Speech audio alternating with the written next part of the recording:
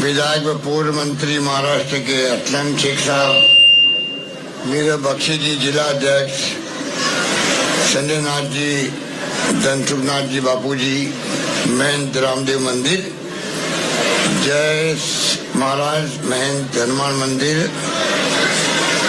अकबर भाटी जी पार्षद, इम्तियाज शेख साहब पार्षद, माधुरी जी, सुमित्रा जी, मोना प्रजापति जी, राकेश परमार जी ब्लॉक अध्यक्ष, ब्लॉक प्रेसिडेंट सईद शेख साहब, सम्मानित मंच और उपस्थित भाइयों बहनों बुजुर्गों नौजवान दोस्तों, मुझे बहुत खुशी है कि आज दरियापुर में आपके बीच में आने का सौभाग्य मिला। गयासुद्दीन शेख साहब को आप परखे हुए हैं, लंबे अरसे तक आप लगातार इनको चुनाव जिताते रहते हैं। ये इस बात का सबूत है कि जो आपके बीच में रहते हैं, विकास के काम करते हैं और आपके सुख दुख में भागीदार बनते हैं, उनको आपने हमेशा मान दिया, सम्मान दिया और चुनाव में विजय हासिल करवाई। इसलिए आप बहुत ही बधाई के पात्र, साधुवाद के पात्र हैं। गयासुद्दीन शेख साहब का मान सम्मान पार्टी में बहुत बड़ा है। इस बात का मुझे बहुत गर्व है कि यहाँ लोहार समाज भी है, राजस्थान के लोग आए हुए भी हैं और रामदेव बाबा का मंदिर भी है जहाँ हम लोग जाते रहते हैं हर साल। गयासुद्दीन जी शेख साहब के बारे में जब आपने 3 बार इनको कामयाब किया तो आप समझ सकते हो ये चुनाव बहुत ही चुनौती भरा चुनाव है। इसमें आप सब लोगों से मैं अपील करूंगा कि इनको भारी बहुमत से वापस कामयाब करें।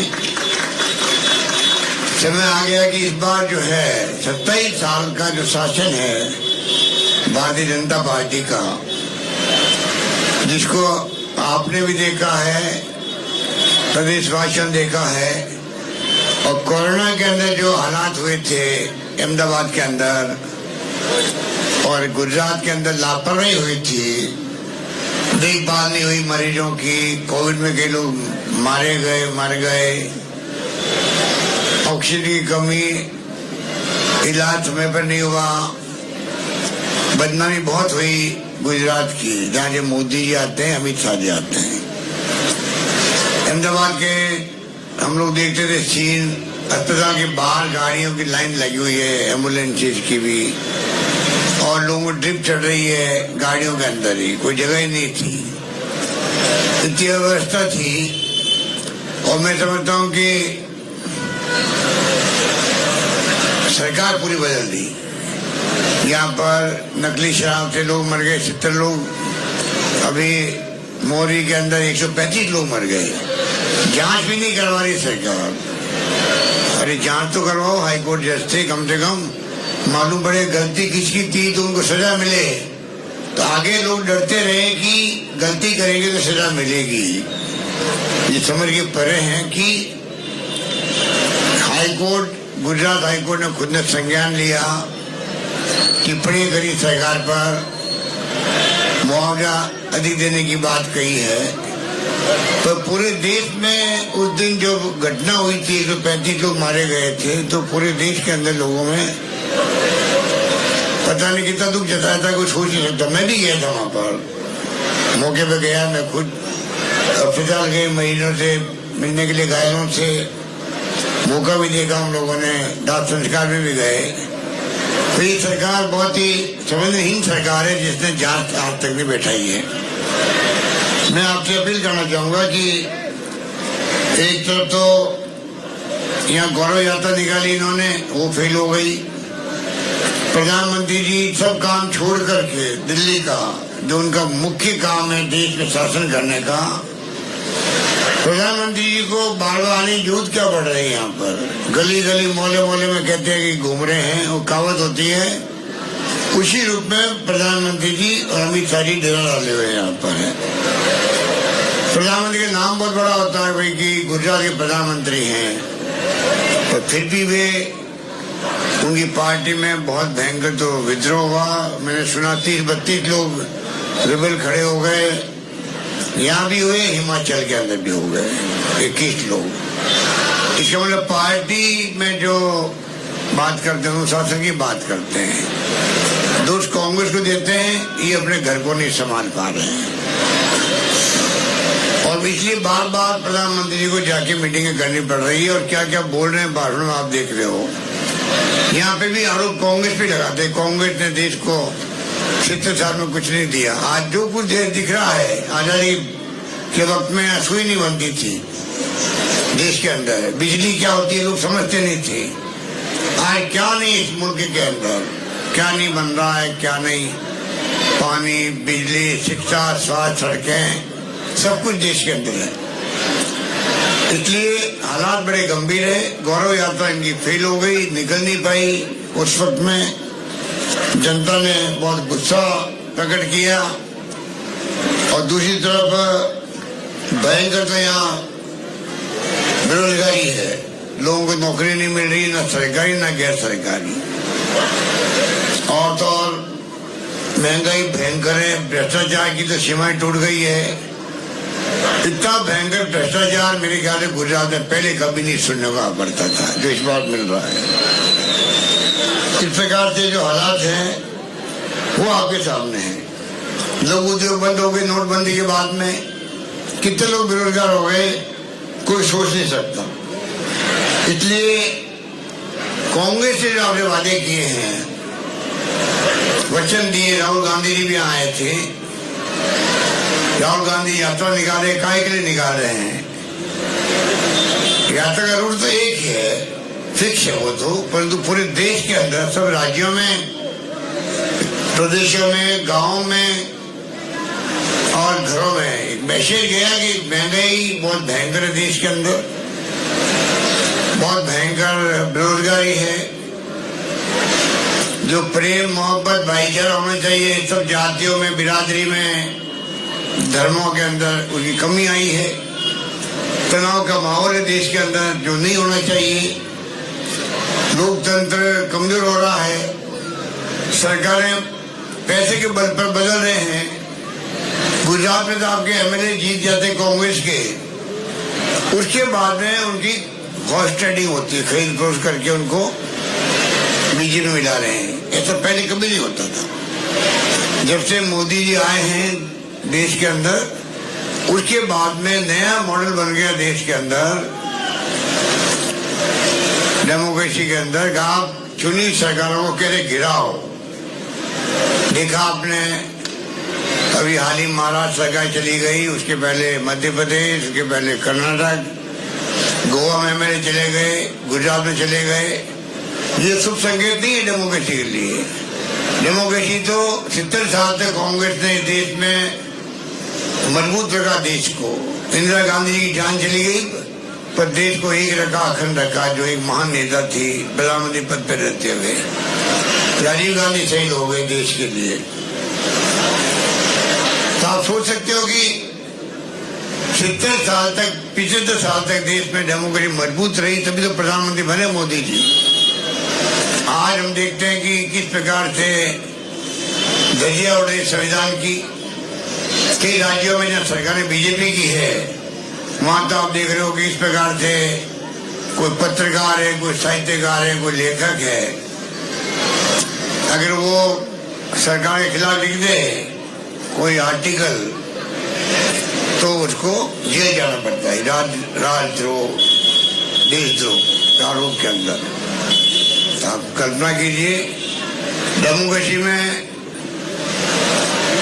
इस जगह की हरकतें अच्छी है, जिस प्रकार की हरकतें कर रहे हैं लोग, वो बहुत सोच समझ के आपको समझना पड़ेगा हम किस दिशा में जा रहे हैं, देश को कहाँ ले जा रहे हैं। हर वोटों का राज है, तो आप सबकी मीटिंग हो रही है,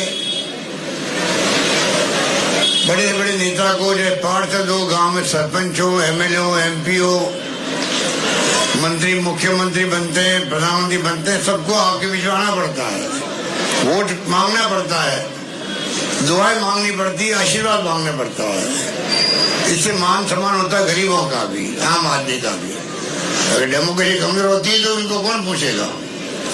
तो आज जो खेल चल रहा देश के अंदर, वो आप समझ सकते हो कि किसी भी रूप में उसको उचित नहीं कर सकते। इसलिए आपको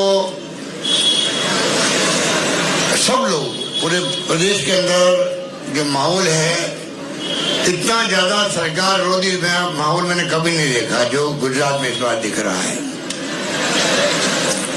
सामने दिख रहा है किस प्रकार से जनता विरोध कर रही है, मीटिंगों में आ नहीं पा रहे लोग इनके, क्योंकि 5 साल से कोई काम किए ही नहीं।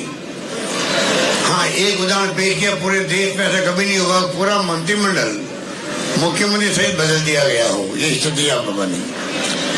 इसलिए मैं कहना चाहूंगा कि यहाँ पर जो वचन दिए एक से बढ़ के एक, राजस्थान तो आपके पड़ोस के अंदर है, आप मैंने कहीं राजस्थान जाते जाते रहते हैं, वहाँ हमने जो स्कीम बनाई है एक से बढ़ के एक है। स्वास्थ्य सेवाएं हो बिल्कुल फ्री कर दी है सब लोगों के लिए, जो कहीं नहीं देश के अंदर 10 लाख का बीमा कर दिया। ये आपके यहाँ भी वादा किया है कांग्रेस ने कि गुजरात के अंदर भी सरकार बनेगी तो गैस सिलेंडर भी 500 रुपये में देंगे, 500 रुपये में देंगे। आज 1040 रुपये मिलता है। बिजली फ्री देने की बात की गई है, 10 लाख का मुफ्त इलाज होगा। ये बहुत बड़ी बात है, 10 लाख का मुफ्त इलाज होना, जो राजस्थान में लागू कर दिया है। राजस्थान में छत्तीसगढ़ 2 राज्य ऐसे हैं जहाँ कांग्रेस सरकारें हैं, उनका मॉडल अलग है, वो आपको समझना पड़ेगा। वैसे तो आप पार्टी बड़ी बड़ी बातें कर रही है, पर चलने वाले नहीं, क्योंकि हमने सब वादे पूरे किए इन राज्यों में, या राजस्थान में और छत्तीसगढ़ के अंदर। कर्जा माफ करने की बात भी की है। कोरोना के अंदर जो परिवार में किसी की मौत हो गई, वहां 4 लाख रुपए देने की बात की गई है। इंदिरा रसोई शहरों के अंदर हमने देखा 8 रुपए में खाना दे रहे, राजस्थान के अंदर 17 रुपए प्रति थाली सरकार दे रही है। तो एक आम आदमी, ठेले वाला, छात्र हो या रेडी वाला हो, आराम से खाना खा के बैठ के खाना खाता। मैं भी 2 बार खाना खा के आया वहां पे इंदिरा रसोई के अंदर, राजस्थान के अंदर। शहरों में सरकारी नरेगा चलता, गाँव में वैसे ही शहरों में भी रोजगार के लिए 100 दिन की गारंटी दी गई है। इस प्रकार कई वादे किए गए। ये वादे खाली कागजों में नहीं रहेंगे, ये वादे धरातल में उतरेंगे। आपके बीच में जो वादे किए गए वो पूरा करेगी सरकार। एक मौका 27 साल के बाद में वापस दीजिए कांग्रेस को, और दयाशुद्दीन जी को आप कामयाब करें। इस बार माहौल और अच्छा बनेगा, ये मैं आपको दावे के साथ कह सकता हूं। और उसी रूप में आप निश्चिंत रहें कि जो कुछ भी कहा जा रहा है, महंगाई की मार भी कम नहीं है। अब क्या मैंने सुना कि गुजरात में और हालत खराब है महंगाई को लेकर के, बेरोजगारी बहुत भयंकर है। सरकारी कर्मचारियों को राजस्थान में ओपीएस की पेंशन दी है, पुरानी पेंशन, या वो भी लागू नहीं हो रही है। तो सारी जो स्कीम है वो आपको बताई गई। आपसे मेरा यही निवेदन रहेगा, एक वोट बहुत कीमती होता है, आप लोग जाकर के चुनाव के दिन कोई कमी नहीं रखें। और मेरे ख्याल से जो मैं देख रहा हूँ माहौल पूरे, मैं 7 बार आ चुका हूँ गुजरात में, और मैं देखा है कई जिलों के अंदर, कई गांवों के अंदर, आदिवासियों में भी और बाकी जगहों पे भी लोग समझ गए हैं कि ये कि चाल चरित्र चेहरा जो था वो तमाम जनता के सामने आ चुका है। ना चाल है, ना चरित्र है, ना चेहरा है, भयंकर करप्शन हो रहा है। इसलिए इस बार सरकार बदलोगे तो पूरे मुल्क को फायदा मिलेगा। ये चुनाव खाली आप इसको गुजरात का नहीं समझे। अगर ये चुनाव कांग्रेस जीतती है तो केंद्र सरकार में झटका लगेगा मोदी जी को भी कि महंगाई के कारण से मैं चुनाव हारा हूं, महंगाई कम करने की कदम उठाए जाएंगे, पूरे देश को फायदा होगा। वो समझ जाएंगे कि मैं, क्योंकि बेरोजगारी बढ़ रही है देश के अंदर, इसलिए गुजरात की जनता ने हमें कामयाब नहीं किया, तो कम से कम बेरोजगारी कम करने के कदम उठाए जाएंगे, आर्थिक हालात सुधरेंगे देश के, पूरे मुल्क को फायदा होगा। और तीसरा जो राहुल गांधी का जो उद्देश्य है कि जिस रूप में तनाव है कौमों के बीच में, जातियों के बीच में, वो बहुत खतरनाक है। मैं समझता हूं कि वो भी बड़ा मुद्दा देश के लिए है। उसको समझना पड़ेगा हमें, हम कैसे प्यार से, भाईचारे से, मोहब्बत से रहें। कहीं हिंसा नहीं हो, जहाँ हिंसा होती है वहाँ विकास रुक जाता है। परिवार में झगड़े होते हैं वो परिवार ऊपर नहीं आता है। गांव में झगड़े होते हैं वो गांव में विकास रुक जाता है। वही बात लागू होती है देश के लिए, प्रदेश के लिए। इसलिए मैं आपसे अपील करूंगा कि राहुल गांधी की अपील जो पिछली बार थी जब वो आए थे आपके बीच में, और आपने दिल खोल के साथ दिया कांग्रेस का, 10-12 सीटें बच गई थी, कम पड़ गई थी, वरना तो सरकार बदल जाती पिछली बार भी। इतना माहौल शानदार बनाया आप लोगों ने।